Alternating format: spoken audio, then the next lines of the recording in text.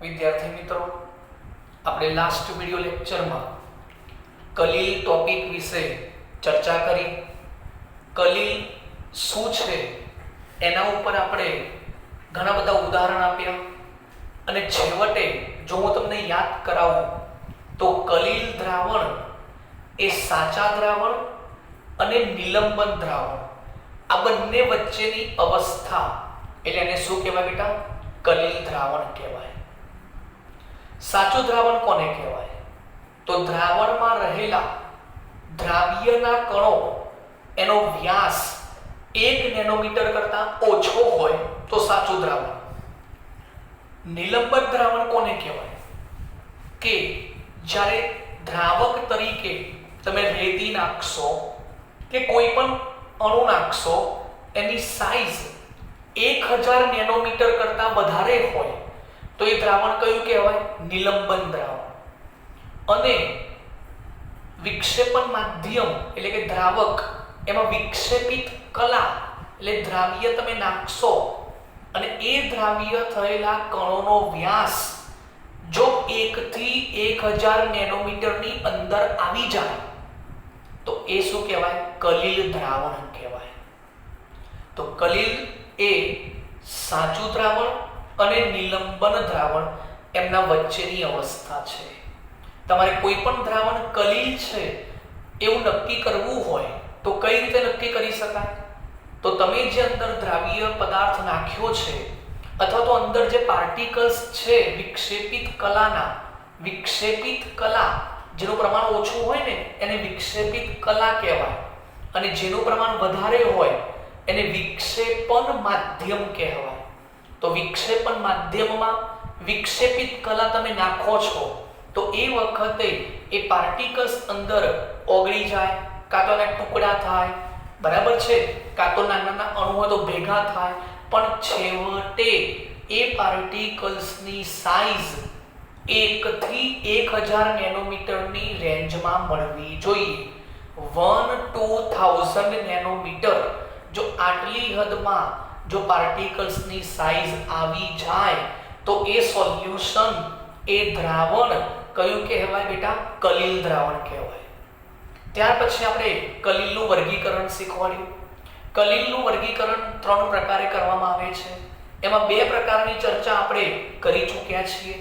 પહેલો પ્રકાર મેં શીખવાડ્યો વિક્ષેપણ માધ્યમ અને વિક્ષેપિત કલાની ભૌતિક સ્થિતિને આધારે. બીજા નંબરનું વર્ગીકરણ આપણે શીખવાડ્યું વિક્ષેપિત કલા અને વિક્ષેપણ માધ્યમ વચ્ચે થતી આંતરક્રિયાના આધારે, જેમાં 2 પ્રકાર સમજાવ્યા હતા: લાયોફિલિક, લાયોફોબિક. લાયોફિલિક એટલે એવા કલીલના કણો અથવા વિક્ષેપિત કલા એ પ્રવાહી વિક્ષેપણ માધ્યમ પ્રત્યે શું કરે? આકર્ષણ કરે. વિક્ષેપણ માધ્યમ તરીકે આપણે પાણી લઈ શકાય જેનું પ્રમાણ વધારે હશે, અને વિક્ષેપિત કલા એટલે દ્રાવ્ય. તો વિક્ષેપિત કલાના પાર્ટિકલ્સ એ વિક્ષેપણ માધ્યમ તરફ આકર્ષાય તો એ શું કહેવાય? લાયોફિલિક. અને જો વિક્ષેપિત કલાના પાર્ટિકલ્સ વિક્ષેપણ માધ્યમથી દૂર જાય, મતલબ એને શું કરે? અવરોધ કરે, દૂર જવાનો પ્રયત્ન કરે, તિરસ્કાર કરે, ધિક્કારે, તો એને શું કહેવાય બેટા? લાયોફોબિક. ક્લિયર? લાયોફિલિક જે છે એ પરિવર્તનીય સ્વલ છે, લાયોફોબિક છે એ અપરિવર્તનીય છે. આ બધી ચર્ચા આપણે તમારા સાથે કરી ચૂક્યા છીએ. ઓકે, હવે આજે આપણે કલીલનું વર્ગીકરણનો ત્રીજો પ્રકાર શીખીશું. કલીલનું વર્ગીકરણ 3 પ્રકારે થાય છે, એમાં 2 પ્રકારની ચર્ચા કરી ચૂક્યા છીએ. આજે ત્રીજો પ્રકાર છે જેનું ટાઇટલ આપ્યું છે મેં વિક્ષેપિત કલા, એટલે જેનું પ્રમાણ ઓછું હોય, જે તમે અંદર નાખો છો ને એ વિક્ષેપિત કલાના કણોના પ્રકારને આધારે, જે પાર્ટિકલ્સ તમે અંદર એડ કરવાના છો ને એના કણોના પ્રકારને આધારે વર્ગીકરણ કરવાનું છે. તો દિમાગમાં એક વાત તો આપણને આવવી જોઈએ કે તમે જે પાર્ટિકલ્સ નાખવા જઈ રહ્યા છો એ પાર્ટિકલ્સની સાઈઝ 1 થી 1000 નેનોમીટરની અંદર આવતી નહીં હોય. તો જ તમે એને 1 થી 1000 નેનોમીટરમાં લાવશો અને પછી એ કલીલનો શું પડશે? પ્રકાર પડશે. હવે તમે એ સાઈઝ કેવી રીતે લાવો છો એના આધારે આપણે વર્ગીકરણ કરવાનું છે. ઓકે, તો આની અંદર 3 પ્રકાર જોવા મળ્યા છે. વિક્ષેપિત કલાના કણોના પ્રકારને આધારે કલીલનું વર્ગીકરણ કરવું હોય તો એના 3 પ્રકાર છે. એમાં પહેલો પ્રકાર છે બહુઆણ્વીય કલીલ. નામ ઉપરથી જ આવડી જાય, બહુઆણ્વીય કલીલ. અંગ્રેજીમાં કહેવાય મલ્ટી મોલિક્યુલર કોલોઇડ. મલ્ટી મોલિક્યુલર કોલોઇડ મતલબ કે બહુ એટલે એક કરતા વધારે, એક કરતા વધારે પાર્ટિકલ્સ અથવા એક કરતા વધારે અણુઓ ભેગા થાય અને ભેગા થયા પછી કલીલની હદમાં ફેરવાઈ જાય તો એવા કલીલને બહુઆણ્વીય કલીલ કહેવામાં આવશે. તો નામ ઉપરથી જ આપણને ખબર પડી શકે છે. ઓકે, અને બીજી ભાષામાં ગુણક આણ્વીય કલીલ પણ કહે છે. વારંવાર ભેગા કરવાના. ગુણક એટલે કે ગુણક સંખ્યામાં ભેગા થાય, જોડાતા રહે. આપણે આ નામ બરાબર છે, બહુઆણ્વીય કલીલ. તો શું છે આની અંદર એ આપણે જરા સમજીએ. જ્યારે વિક્ષેપણ માધ્યમમાં વિક્ષેપિત કલા એટલે કે જેનું પ્રમાણ કેવું હશે? ઓછું હશે. વિક્ષેપણ માધ્યમમાં વિક્ષેપિત કલાના અણુઓ, આયનો કે પછી ઘટકો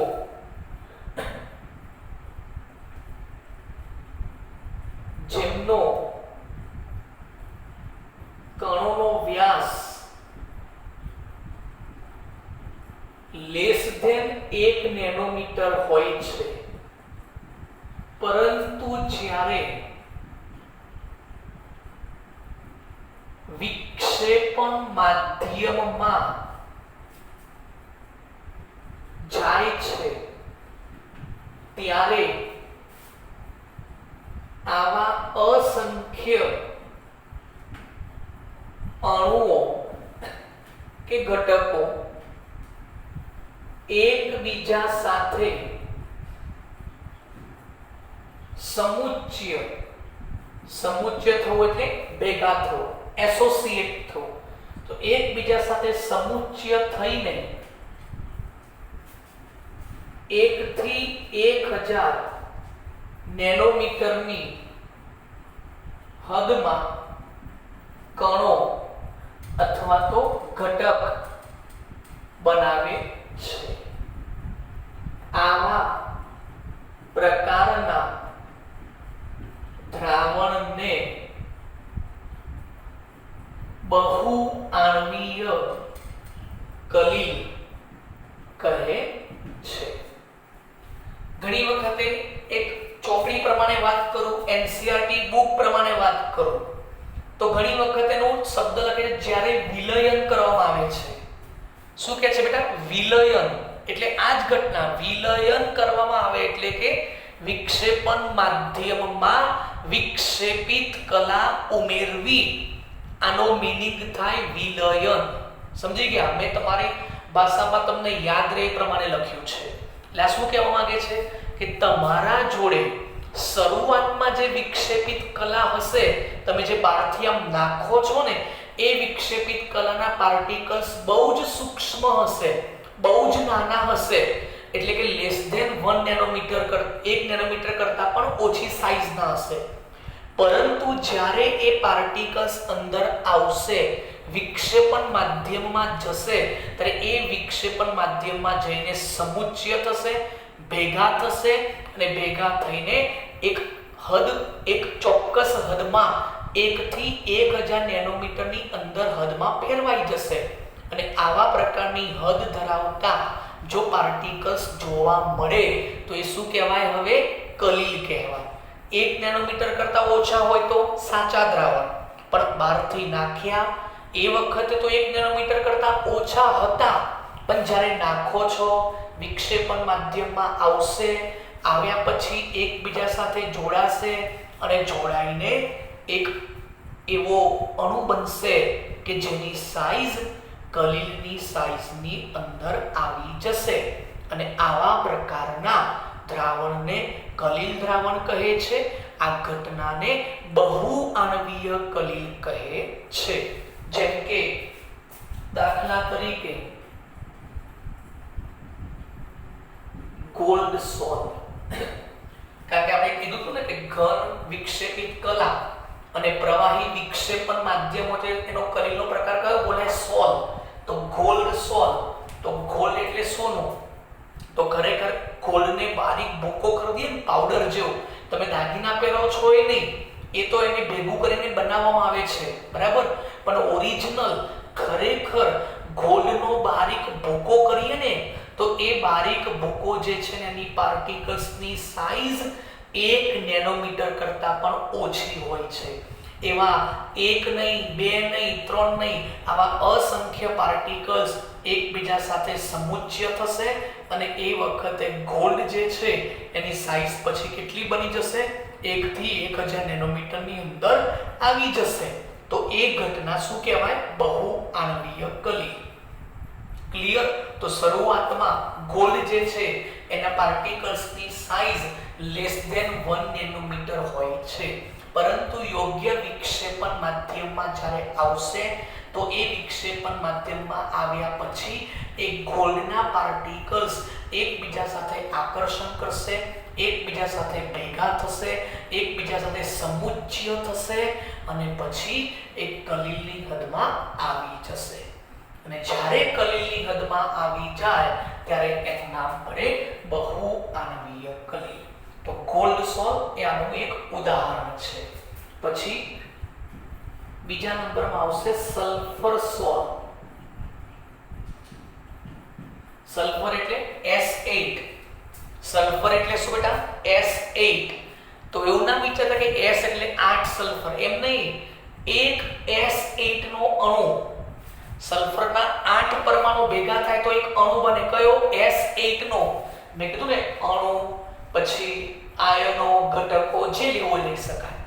તો S8 નો એક અણુ જેની સાઈઝ 1 નેનોમીટર કરતા ઓછી હશે, પણ જ્યારે એ વિક્ષેપણ માધ્યમમાં જશે ને ત્યારે આવા એક નહીં, ઘણા બધા S8 ના અણુઓ એકબીજા સાથે સમુચ્ચય થશે અને એક એવો અણુ બનશે કે જેની સાઈઝ 1 થી 1000 નેનોમીટરની હદમાં આવી જશે.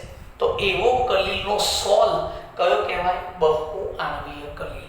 ઘણા લોકો શું વિચારે કે 8 સલ્ફરના પરમાણુ ભેગા થયા ને એટલે S8 એક અણુ બન્યો અને એ કલીલની હદમાં આવે. ખોટી વાત. S8 નો એક અણુ જેની સાઈઝ 1 નેનોમીટર કરતા ઓછી છે, આવા ઘણા બધા S8 ના અણુઓ ભેગા થશે એટલે અણુની સાઈઝ વધશે અને અણુની સાઈઝ વધશે જે કોની હદમાં આવશે? 1 થી 1000 નેનોમીટરની હદમાં આવી જશે. તો આવા કલીલને શું કહેવાય? બહુઆણવીય કલીલ. કમ્પ્લીટ. ઉતરી ગયું મગજમાં આખી વાત હવે? ઓકે. તો આ છે બહુઆણવીય કલીલ વિશે ચર્ચા. બીજા નંબરનો પ્રકાર આવે છે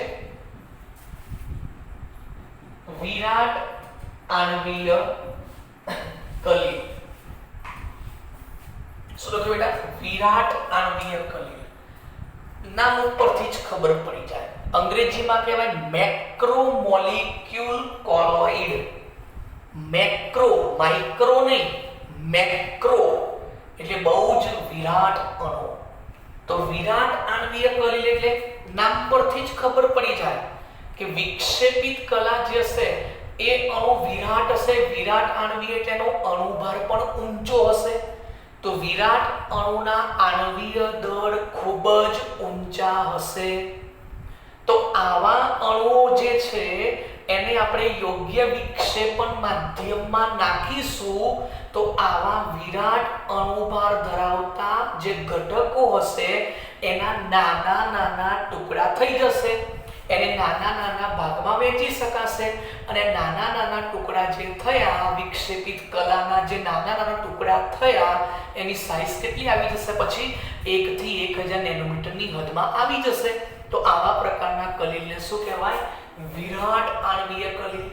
તો વિરાટ આણ્વીય કલિલમાં ઉદાહરણ કયા આવશે કે જેના અણુભાર ખૂબ જ ઊંચા હોય, જેવા કે કુદરતી પોલિમર. કુદરતી પોલિમર કયા છે? સ્ટાર્ચ, સેલ્યુલોઝ, પ્રોટીન, ઉત્સેચક. પ્રોટીન શું છે? ઉત્સેચક જ છે ને. તો સ્ટાર્ચ, સેલ્યુલોઝ, પ્રોટીન, ઉત્સેચક આ બધા શું કહેવાય? કુદરતી પોલિમર. જેના અણુભાર બહુ ઊંચા હશે પણ એને તમે જો ખરેખર એ તમને મેં કીધું તો જે પ્રોટીન ને સ્ટાર્ચ એ બધું છે ને લાયોફિલિક કલિલ કહેવાય. એટલે એ પ્રવાહી પ્રત્યે શું કરશે? આકર્ષણ કરશે અને વિક્ષેપણ માધ્યમ તરફ આકર્ષણ કરશે ને. તો એ કુદરતી પોલિમર કયા પ્રકારના કહેવાય? લાયોફિલિક કલિલ બનાવશે અને નાના નાના અણુમાં ટુકડા થઈને વહેંચાઈ જશે, જેની સાઈઝ કેટલી આવશે? 1 થી 1000 નેનોમીટરની અંદર આવી જશે. જ્યારે કૃત્રિમ પોલિમર કયા? પોલિથીન, પોલિએસ્ટર, પછી નાયલોન આ બધા કેવા છે? પોલિમર. બેટા કૃત્રિમ પોલિમર, માનવ નિર્મિત પોલિમર. એ તમારે પાણી પ્રત્યે આકર્ષણ નહીં કરે તો એ બનાવશે ખરા પણ એ કયા બનશે? લાયોફોબિક પણ કહેવાય. તો કલિલ જ બેટા. એના માટે વિક્ષેપણ માધ્યમ યોગ્ય પસંદ કરવાનું, જેના કારણે એ મોટા મોટા અણુભાર હશે ને એ તૂટી જશે અને કોની હદમાં આવી જશે? 1 થી 1000 નેનોમીટરની હદમાં આવી જશે. તો એવા પ્રકારના કલિલને શું કહેવાય? વિરાટ આણ્વીય કલિલ કહેવાય બેટા. તો આપણે લખી શકાય કે વિરાટ અણુઓના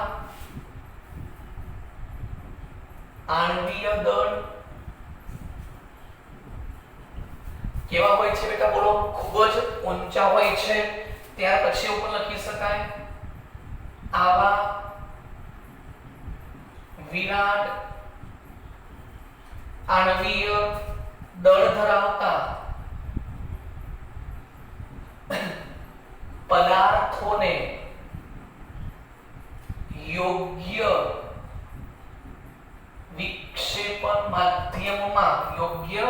વિક્ષેપણ માધ્યમમાં નાખવામાં આવે છે ત્યારે તે નાના નાના કણોમાં ફેરવાઈ જાય છે, જેની હદ 1 થી 1000 નેનોમીટરની હોય છે, જે કલિલની હદમાં આવી જાય છે. આવા પ્રકારના કલિલને વિરાટ આણ્વીય કલિલ કહે છે. ઉદાહરણ તરીકે કુદરતી પોલિમર એટલે જેના અણુભાર બહુ જ કેવા હોય બેટા? ઊંચા હોય. તેમાં આવશે સ્ટાર્ચ, સેલ્યુલોઝ, પ્રોટીન, ઉત્સેચકો વગેરે. અને માનવ નિર્મિત અથવા તો કૃત્રિમ પોલિમર કયા હોય? તો પોલિથીન, પોલિએસ્ટર, નાયલોન, ટેરીલિન વગેરે. પોલિથીન, પોલિએસ્ટર, નાયલોન, ટેરીલિન આ બધા પોલિમર છે પણ કેવા છે? માનવ નિર્મિત. અને આ બધા પોલિમર હોય. પોલિમર એટલે જેના અણુભાર બહુ ઊંચા હોય, બરાબર, એને પોલિમર કહેવાય. તો એવા મોટા અણુભાર ધરાવતા જે પદાર્થો છે એને તમે યોગ્ય વિક્ષેપણ માધ્યમમાં નાખજો, તો એના નાના નાના અણુઓમાં વિભાજન થઈ જશે, નાના નાના ટુકડામાં વિભાજન થઈ જશે, પણ એ અણુની સાઈઝ કેટલી હશે? 1 થી 1000 નેનોમીટર જેટલી, જેને કઈ સાઈઝ કહેવાય? કલીલની સાઈઝ કહેવાય. ટૂંકમાં આપણો ગોલ એક જ છે કે તમે ગમે તે કરો, દ્રાવણમાં જે પાર્ટિકલ્સ તમે ઓગળ્યા છે અથવા દ્રાવણમાં જે વિક્ષેપિત કલા છે ને, વિક્ષેપિત કલા એની સાઈઝ કેટલી હોવી જોઈએ? 1 થી 1000 નેનોમીટર હોવી જોઈએ. બસ આપણે એટલું યાદ રાખવું. જેમ કે આની અંદર શું કર્યું કે 1 નેનોમીટર કરતા ઓછી સાઈઝના હતા, ભેગા કરીને કેટલી સાઈઝમાં લાવ્યા તમે? 1/2000 ની સાઈઝમાં લાવી દીધા. આના અણુબળ બહુ ઊંચા હતા, નાના નાના ભાગમાં વિભાજન કરીને કેટલી સાઈઝમાં લાયા? 1/2000 ની સાઈઝમાં લાયા બેટા. તો આ રીતે તમે બહુઆણવીય કલીલ અને વિરાટ આણવીય કલીલ સમજી શકો છો. હવે ત્રીજા નંબરનો કલીલનો પ્રકાર આવશે, જેને આપણે કહીશું મિસેલ અથવા તો સંગુણિત કલીલ. સંગુણિત કલીલ. ઓકે, પહેલા જોઈ લો.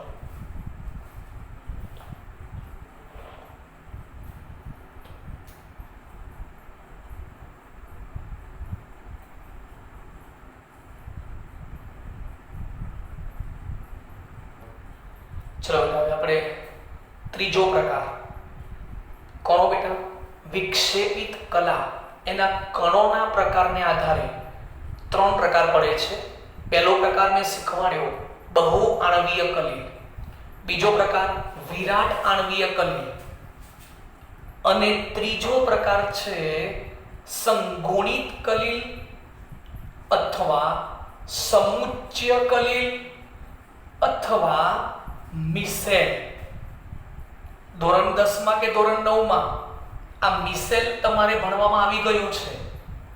સાબુનીકરણ પ્રક્રિયામાં, સાબુ બનાવવાની પ્રક્રિયાને સાબુનીકરણ કહેવાય અને એની અંદર એક નામ આવતું હતું મિસેલ.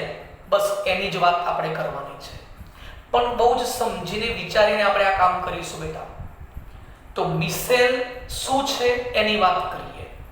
તો આમ જોવા જઈએ તો આ ટોપિક છે ને એ પેલા બહુઆણવીય કલીલ જેવો જ લાગે.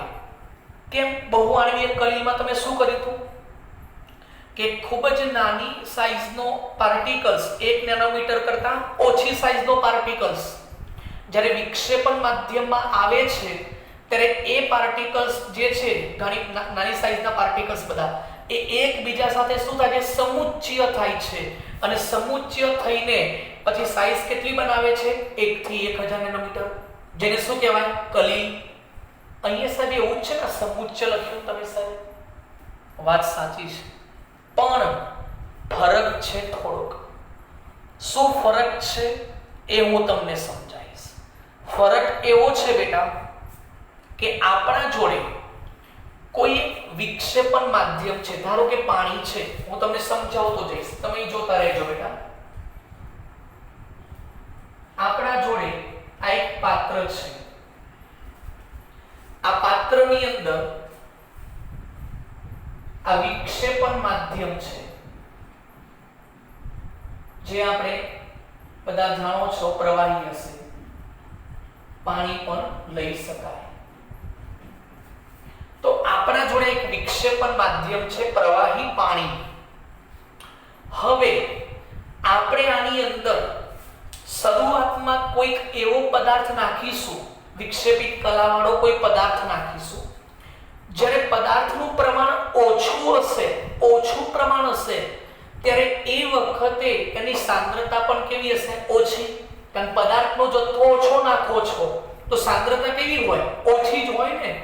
તો એવો ઓછી સાંદ્રતા વાળો પદાર્થનો જથ્થો ઓછો નાખ્યો એટલે સાંદ્રતા ઓછી, તો એ વખતે એ સમયે એ પદાર્થનું 100% આયનીકરણ થાય. આયનીકરણ થાય મતલબ સંપૂર્ણ વિદ્યુત વિભાજ્ય તરીકે વર્તે. મતલબ તમે જે પદાર્થ નાખવા જઈ રહ્યા છો એ પદાર્થ ધ્રુવીય હોવો જોઈએ. મતલબ કે એ પદાર્થમાંથી ધન અને ઋણ આયન છૂટા પડતા હોવા જોઈએ. અને આના માટે સારામાં સારું ઉદાહરણ, મિસેલ રચનાને સમજવા માટે સારામાં સારું ઉદાહરણ કયું છે? સાબુ અને ડિટર્જન્ટ. સાબુ અને ડિટર્જન્ટ એક પ્રકારનું કેમિકલ સબસ્ટન્સ છે, કેમિકલથી જ બને છે. તો આપણે સાબુની અંદર મિસેલ રચના ભણવી હોય તો બેટા આપણે સૌપ્રથમ સાબુ વિશે થોડીક વાત કરી લઈએ. સાબુ એ શું છે? તો સાબુ એ ઊંચા ફેટી એસિડનો સોડિયમ કે પોટેશિયમનો ક્ષાર છે. સાબુ શું છે બેટા? ફેટી એસિડ એટલે કે જેમાં કાર્બનની હાઇડ્રોકાર્બનની સંખ્યા બહુ વધારે હોય એને શું કહેવાય? Fatty acid.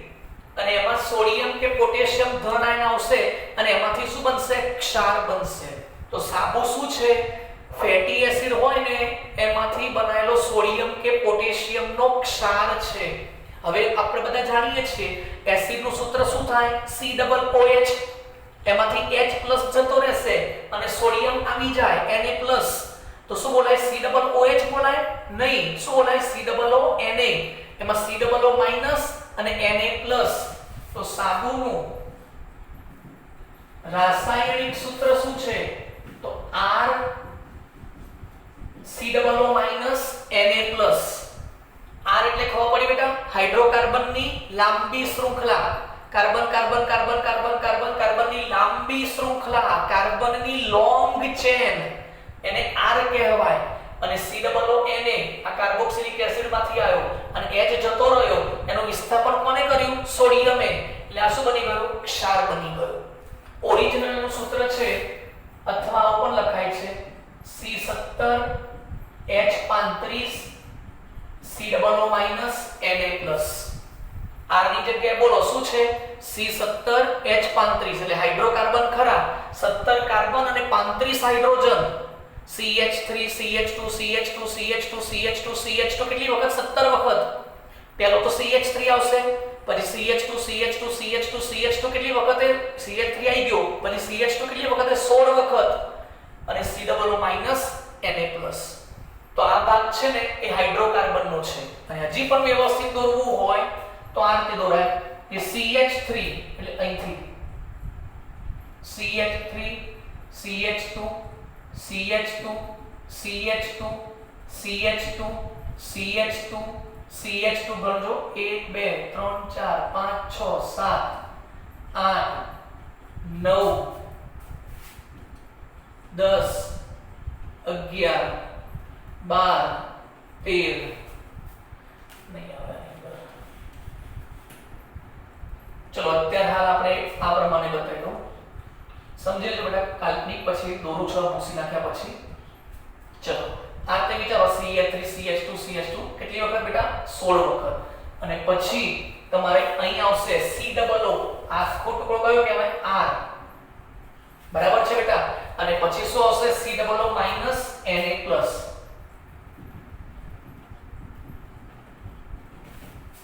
ઓકે, COO થઈ ગયું. ડબલ બોન્ડ O કેમ છે? કાર્બનની વેલેન્સી 4 હોય.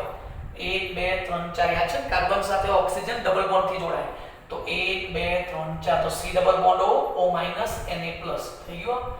તો આ ટુકડો તમે દેખો છો એ કેવો છે? C double O- Na+. આ કેવો છે? ધ્રુવીય. કેમ ધ્રુવીય બેટા?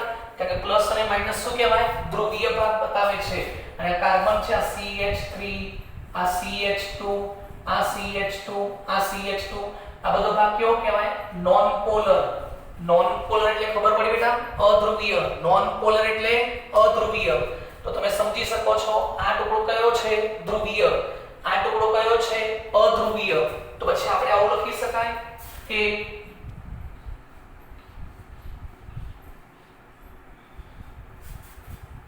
આ ભાગ છે જ.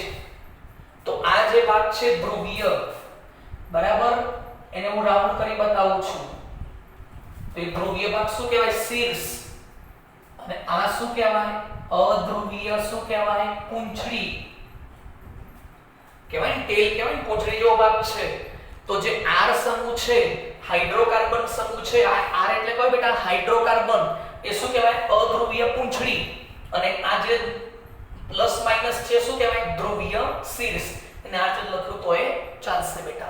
હવે આપણે આ છે લાયોફિલિક અને લાયોફોબિક ભણાવ્યું હતું. બોલો તમને મેં શીખવાડ્યું છે ધ્રુવીય પ્રત્યે ધ્રુવીય પદાર્થો આકર્ષણ કરે, તો પાણી સ્વભાવે કેવું છે? પાણી સ્વભાવે કેવું છે? ધ્રુવીય. તો ધ્રુવીય જોડે કોણ આકર્ષાય? ધ્રુવીય પદાર્થો જ આકર્ષાય બેટા.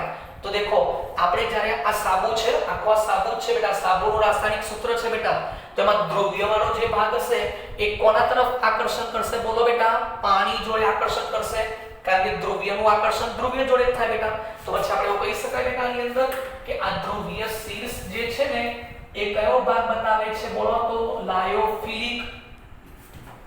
અને અધ્રુવીય છે તો તમને શીખવાડ્યા છે ધ્રુવીય અધ્રુવીય ક્યારે ઓગળતા નથી. એનો મતલબ શું થયો કે સાબુનો બીજો ભાગ જે છે એ પાણીથી કેવો જાય છે? દૂર જવાનો પ્રયત્ન કરે છે, એટલે એને શું કહેવાય? લાયોફોબિક.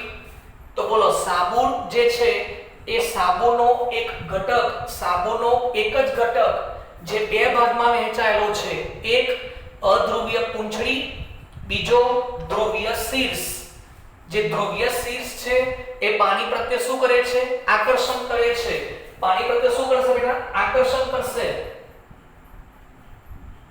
એટલે આને કહેવાય પાણી આકર્ષક. શું કહેવાય બેટા? પાણી આકર્ષક. અને પાણીથી દૂર જશે એટલે એને શું કહેવાય? પાણીનો અવરોધક. પાણીની અસર એના પર નહીં થવા દે. કમ્પ્લીટ. તો બોલો સાબુ જે છે એ સાબુનું રાસાયણિક સૂત્ર, અણુ સૂત્ર કયું છે? C17H35 COO- Na+. બરાબર છે. તો જે ધ્રુવીય ભાગ છે માઈનસ પ્લસ વાળો એને શું કહેવાય? ધ્રુવીય શીર્ષ. અને જે હાઇડ્રોકાર્બન છે એને શું કહેવાય? અધ્રુવીય પૂંછડી. બોલો પાણી જોડે કોણ આકર્ષાય? ધ્રુવીય ભાગ.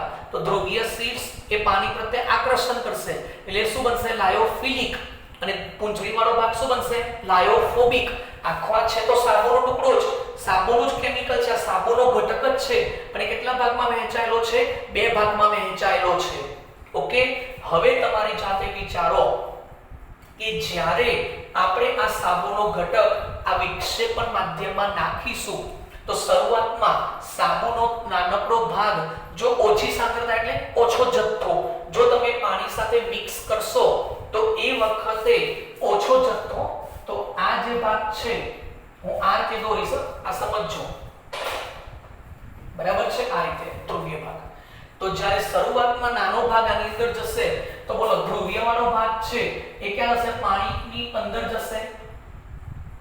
અને જે અધ્રુવીય ભાગ છે એ પાણીની બહાર રહેશે, મતલબ કે સપાટી ઉપર રહેશે. તો પાણીના અંદરના જથ્થામાં બોલો કયો ભાગ છે? ધ્રુવીય શીર્ષ.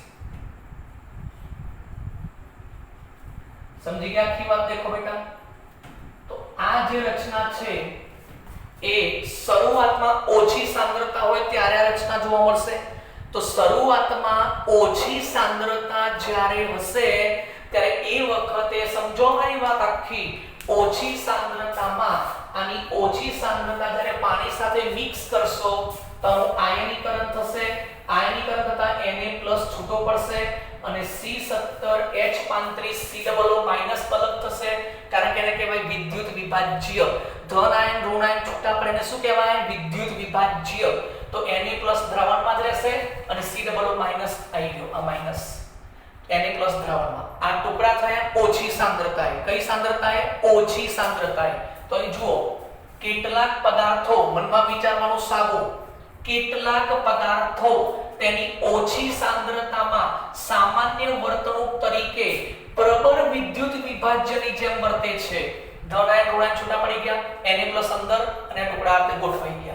પ્રબળ વિદ્યુત વિભાજ્યની જેમ વર્તે છે, પરંતુ તેમની ઊંચી સાંદ્રતાએ હવે તમે વારંવાર સાબુ ઘસ કરો, વારંવાર સાબુ અંદર નાખ કરો, સાબુનું દ્રાવણ નાખ કરશો તો એ વખતે આ સાબુનું દ્રાવણ વધારે પડતું અંદર નાખતા બોલો શું વધવાની? બોલો તો સાંદ્રતા વધવાની. તો લખ્યું છે પરંતુ તેમની ઊંચી સાંદ્રતાએ હવે શું થશે?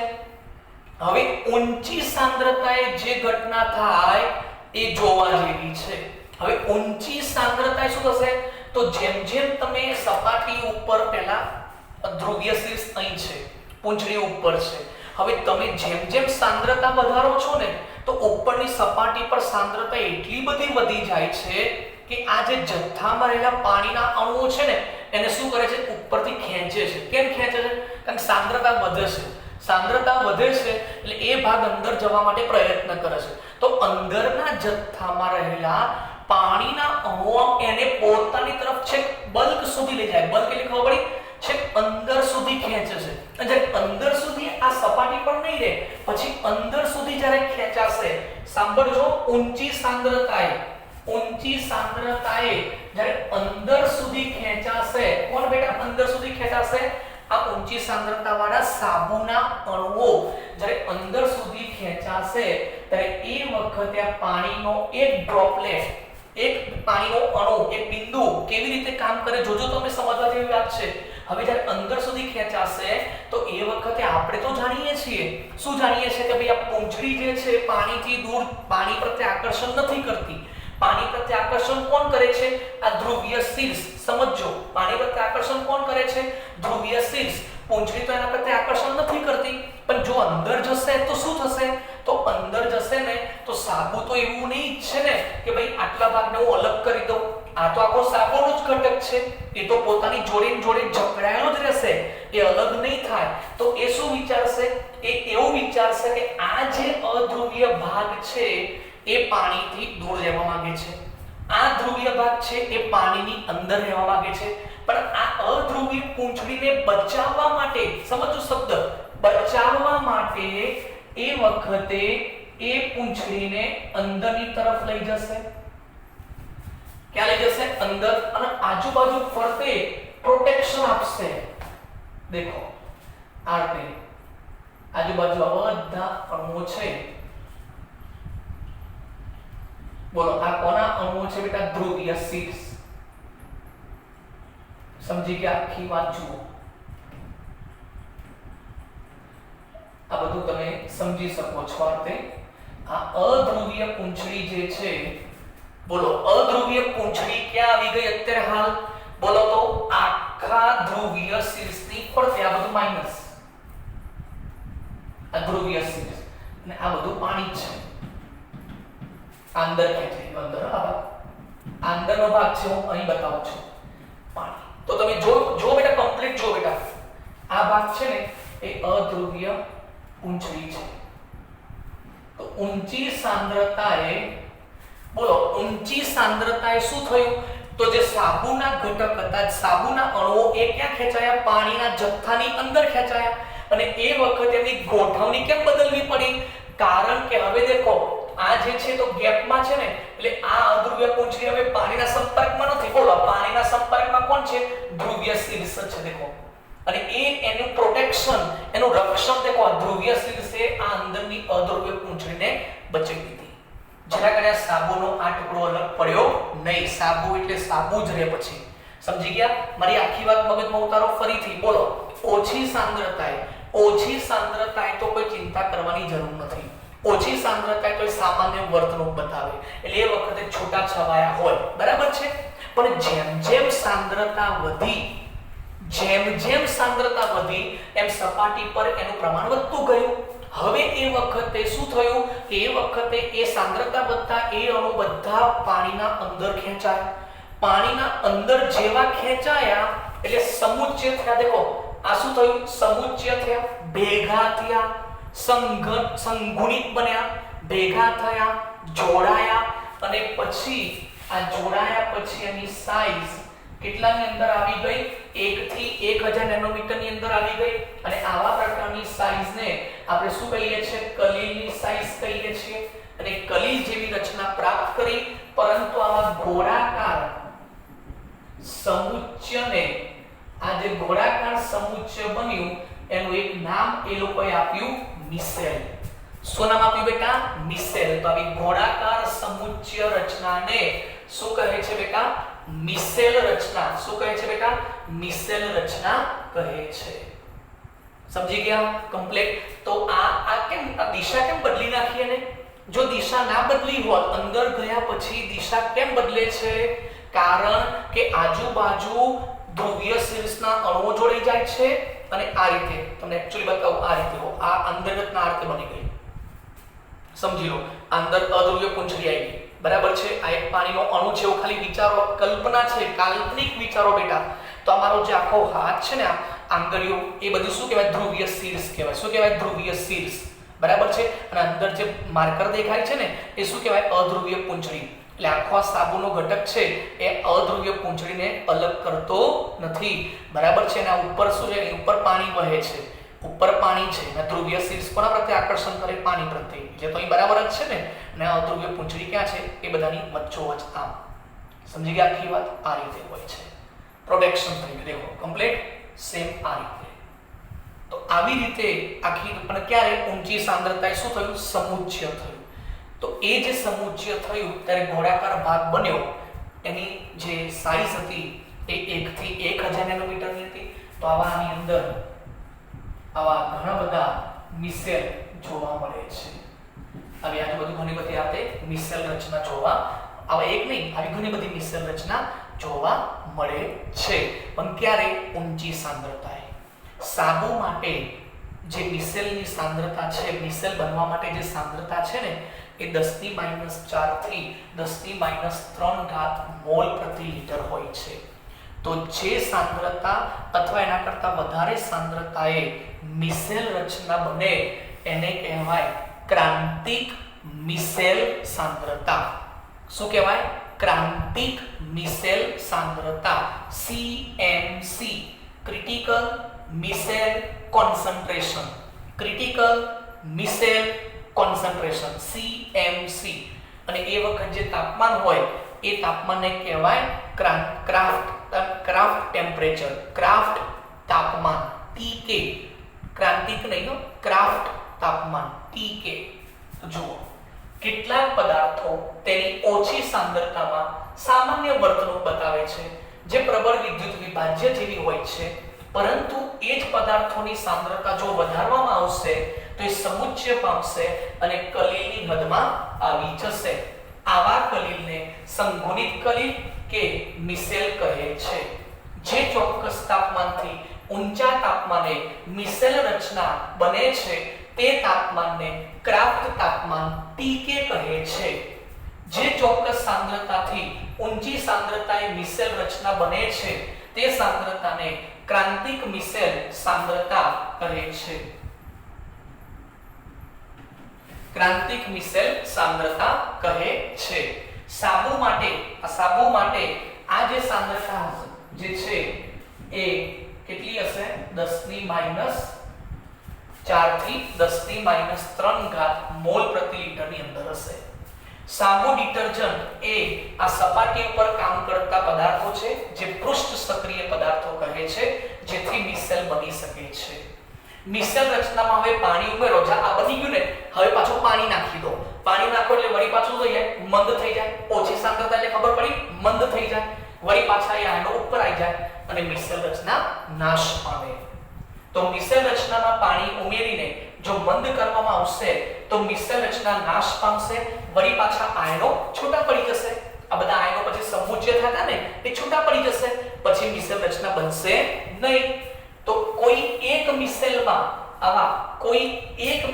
કેટલા આયનો હશે?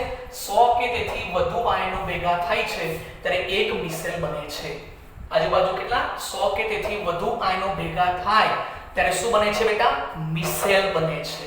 ઓકે, ચલો સાબુનું સૂત્ર શું છે? C17H35COO- Na+. એનું નામ છે સોડિયમ સ્ટીઅરેટ. એ સાબુનું રાસાયણિક નામ શું છે?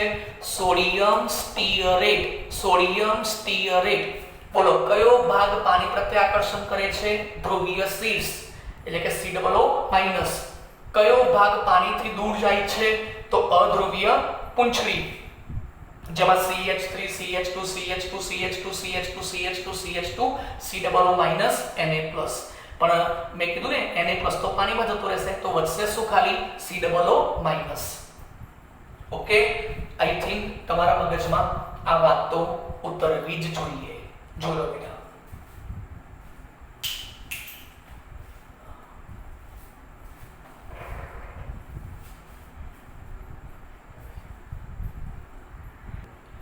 ચલો હવે આપણે એક નાનકડી ચર્ચા કરી લઈએ. આટલું વ્યવસ્થિત કામ કર્યું બેટા, તો હવે થોડીક ચર્ચા.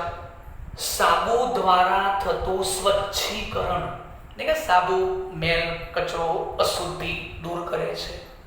કઈ રીતે એની વાત કરો. ચલો તમામ સ્ટુડન્ટને ખબર છે સાબુ કુલમ સૂત્ર C17H35COO- Na+. આનું નામ છે સોડિયમ સ્ટીઅરેટ. ઓકે, અથવા તો RCOO- Na+. જ્યાં R એ શું કહેવાય? હાઇડ્રોકાર્બનની શૃંખલા, જે શું બતાવે છે? અધ્રુવીય પૂંછડી. અને COO- એ શું કહેવાય? ધ્રુવીય શીર્ષ. બરાબર, બધાને ખબર જ છે. આપણે આ તે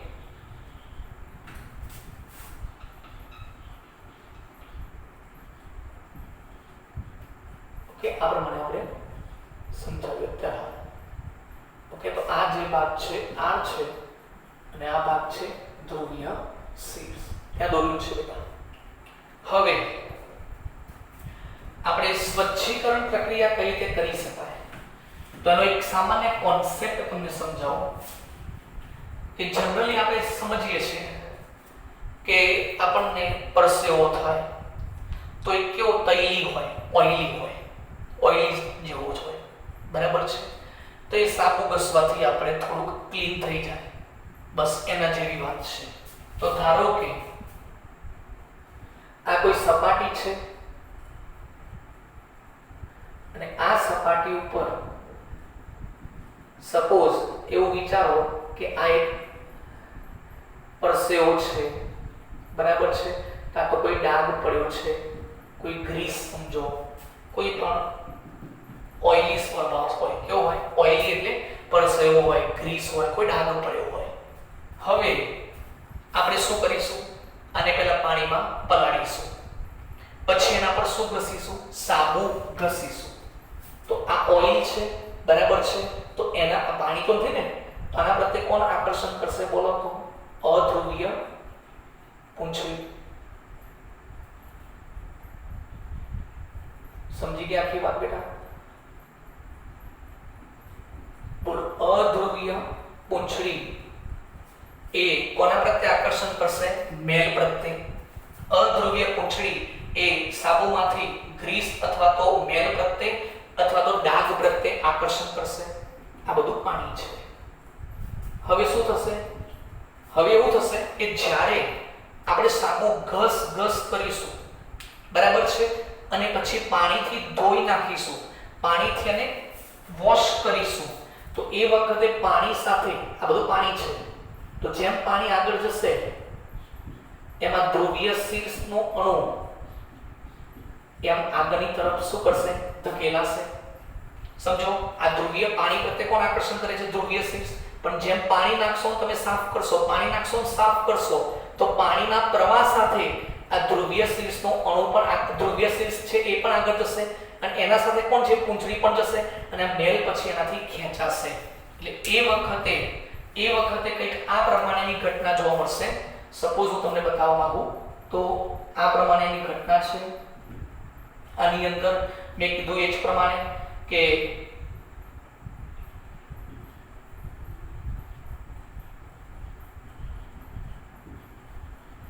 બરાબર બધું આ દિશામાં વહન કરશે અને પછી છેલ્લે શું થશે બેટા? છેલ્લે એવું થશે કે આખો મેલ જે છે, બરાબર, જે ડાઘ કે જે હોય એ પાણીના પ્રવાહ સાથે આગળ જતો રહેશે. બરાબર? આ પાણી આ સપાટી હતી અને આ શું હતું? પાણી હતું. બરાબર છે? તો આ સપાટી પરથી મેલ છૂટો પડે છે. સપાટીથી આ સપાટી પર ચોંટેલો હતો, હવે દેખો એથી દૂર થઈ ગયો અને પાણીના પ્રવાહ સાથે આગળ જતો રહ્યો. એટલે આ રીતે તમે મેલને શું કરી શકો છો? દૂર કરી શકો છો. અને સપાટી ચોખ્ખી થઈ ગઈ અને પછી છેવટે જો મેલ પાણીમાં જ રહે તો છેવટે પાણી કેવું બને છે? ડોહળું બને. કેવું બને? પાણી કેવું બનશે બેટા? ડોહળું બનશે, કાં તો થોડુંક અશુદ્ધિ વાળું બનશે. પણ આપણી જે સપાટી એ કેવી થઈ ગઈ બેટા? ચોખ્ખી થઈ ગઈ. તો પેલા સપાટી પર જુઓ, મેલ ચોંટ્યો તો, જેમ જેમ પાણી આપણે સાબુ ઘસતા હતા એટલે એના સાથે અધ્રુવીય પૂંછડી આના સાથે ચોંટેલી હતી. આ અધ્રુવીય પૂંછડીને ખેંચી ખેંચીને મેલને બહાર કાઢે છે, ખેંચી ખેંચી અને પાણી સાથે એ ધીમે ધીમે મેલ છૂટો પડે છે, અને પછી છેવટે મેલ નીકળી જાય એટલે સપાટી પરથી મેલનો અણુ જતો રહ્યો, બરાબર છે, અને સપાટી કેવી થઈ ગઈ? ચોખ્ખી થઈ ગઈ. તો આ રીતે સાબુ દ્વારા થતું આપણે શું સમજાવી શકાય? સ્વચ્છીકરણ. તો આપણે શું શીખવાડી? સાબુની ક્રિયાવિધિ, સાબુનીકરણ, અને આ શું શીખવાડ્યું? સાબુ દ્વારા થતું સ્વચ્છીકરણ. બહુ સિમ્પલ છે, તમારી લેંગ્વેજમાં પણ લખી શકો છો, એમાં કેટલું હાર્ડ નથી. હા, સાબુ પછી એક નાનકડી ખાલી સૂત્ર આપી દઉં. ડિટર્જન્ટનું જે છે કામ એ પણ સેમ આના જેવું જ છે બેટા, પરંતુ એનું સૂત્ર છે CH3CH211 SO4 Na+. યાદ રાખજો. પેલામાં કયું હતું? CH3, સાબુનું કયું હતું? C17H35. ઓકે, તો આનો મતલબ શું થાય? CH3 CH2 16 વખત COO- Na+. કેમ? આ 16 ને 17. ઓકે, થઈ ગયું. દેખો 16 32, 32 + 3 કરો 35 થઈ ગયું C17H35. તો સાબુ માટે CH3 CH2 16 વખત COO- Na+. ડિટર્જન્ટ માટે CH3 CH2 11 times SO4 - 1 Na+. બરાબર છે, અને સલ્ફોનેટ કહેવાય. શું કહેવાય બેટા? સલ્ફોનેટ કહેવાય. બરાબર. એમાં આ ટુકડો જે છે એ R કહેવાય, અને આ ટુકડો શું કહેવાય? ધ્રુવીય શીર્ષ કહેવાય. શું કહેવાય? ધ્રુવીય શીર્ષ. આ અધ્રુવીય પૂંછડી. તો સાબુની જેમ ક્રિયાવિધિ આપણે સમજ્યા, સેમ એવી જ ક્રિયાવિધિ ડિટર્જન્ટની સમજાવી શકાય. તો એક વખતે ફરીથી બોલો. ઓછી સાંદ્રતાએ કેટલાક પદાર્થો ઓછી સાંદ્રતાએ શું કરે છે? માત્ર ને માત્ર પ્રબળ વિદ્યુત વિભાજ્ય જેવી જ સ્વભાવ ધરાવે છે. પણ જો એની સાંદ્રતા વધારવામાં આવશે તો સાંદ્રતા વધારતા એના આ અણુઓ જે છે, આયનો, એ ક્યાં જશે? જથ્થામાં જશે, અને પછી એક સમુચ્ચય બનાવશે. સમુચ્ચય બનીને 1 થી 1000 નેનોમીટરની હદમાં ફેરવાઈ જશે, અને આ ગોળાકાર રચનાને શું કહેવાશે? મિસેલ કહેવાશે. સાબુનું રાસાયણિક સૂત્ર શું છે? RCOO- Na+ અથવા C17H35 COO- Na+.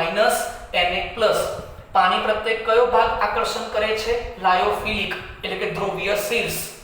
બરાબર. પાણીથી કયો ભાગ દૂર જાય છે? અધ્રુવીય પૂંછડી એટલે કે હાઇડ્રોકાર્બનની શૃંખલા, જેને લાયોફોબિક કહેવાય. તો સાબુમાં બે ઘટકો, સાબુની અંદર જ બે ભાગ જોવા મળે છે: ધ્રુવીય શીર્ષ લાયોફિલિક અને અધ્રુવીય પૂંછડી લાયોફોબિક. એટલું યાદ રાખજો, એ બંને ભાગ અલગ કરવાના નથી. સાબુનું સૂત્ર ફિક્સ જ હોવું જોઈએ. C17H35 COO- Na+. એને અલગ કરવાના નથી, પૂંછડી કે શીર્ષને અલગ કરવાનો નથી. ખાલી દિશા બદલાય. અંદર જશે ને તો દિશા ઉલટાઈ જશે. કેમ? પૂંછડીને બચાવવા માટે. આજુબાજુ પાણી છે ને, એટલે પાણી કોના પ્રત્યે આકર્ષણ કરશે? ધ્રુવીય શીર્ષ પ્રત્યે. એટલે પૂંછડીને બચાવવા માટે ક્યાં લઈ જાય લોકો? અંદર લઈ જાય, અને આજુબાજુ ગોળાકાર રચના થઈ જાય. Okay, clear? તો આજે આપણે કમ્પ્લીટ જે વિક્ષેપિત કલાના જે કણ હતા, પાર્ટિકલ્સ, એના આધારે 3 પ્રકાર મેં શીખવાડ્યા: બહુઆણવીય, વિરાટાણવીય અને મિસેલ. મિસેલ રચના બહુ IMP છે બેટા. બહુ 1-2 વખત વિડિયો લેક્ચર જોઈ પણ તૈયાર કરી લેજો. આવડી જ જશે, પણ તૈયાર કરવી પડશે બેટા. બરાબર છે? ઓકે.